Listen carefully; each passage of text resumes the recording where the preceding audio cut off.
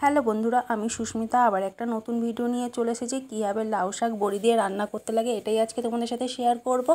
বন্ধুরা কেমন আছো? আশা করি ভালো আছো, আমিও ভালো আছি। এটা কীভাবে রান্না করবো আজকে সেটাই দেখাবো।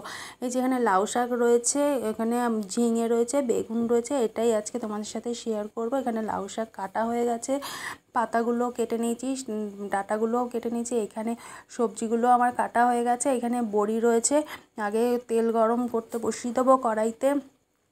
বড়িগুলো দিয়ে দেবো তেলের মধ্যে, বড়িগুলো ভেজে এপিট ওপিট করে ভাজবো। বড়িগুলো ভাজার পরে যে একটু লাল লাল হবে, তারপরে বড়িগুলোকে আমি তুলে নেব বাটির মধ্যে একটা দিয়ে, বাটির মধ্যে তুলে নিচ্ছি। তারপরে ওই তেল আর একটু তেল দিলাম, তেল দেওয়ার পরে তেজপাতা, শুকনো লঙ্কা আর পাঁচফোড়ন ফোড়ন দেবো।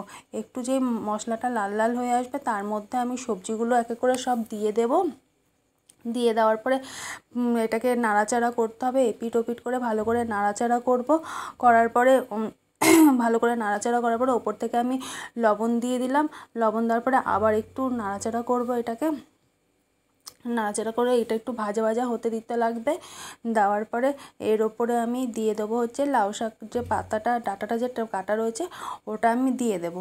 এর ওপরে দিয়ে দিলাম, দেওয়ার পরে ওপর থেকে আবার একটু লবণ দিয়ে দিলাম। দেওয়ার পরে ঢাকা দিয়ে দিয়েছিলাম। তারপরে ঢাকা খোলার পরে অনেকটা মজে গেছিলো, তার উপর দিয়ে হলুদ আর জিরের গুঁড়ো দিয়ে দিয়েছি।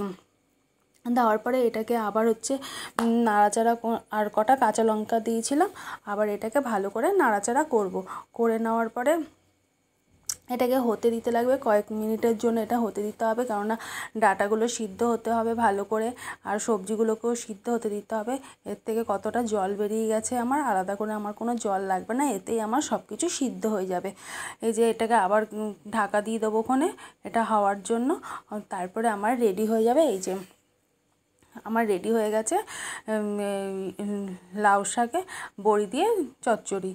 ঠিক আছে, দি কত সুন্দর দেখতে লাগছে। এই যে এইটা আমার নামানো হয়ে গেছে। এখানে আমার পুরো রান্নাটা কমপ্লিট হয়ে গেছে। বন্ধুরা যদি ভালো লাগে একটা লাইক কমেন্ট শেয়ার একটা সাবস্ক্রাইব করে দেবেন প্লিজ। বন্ধুরা আপনাদের ভালোবাসা খুবই দরকার।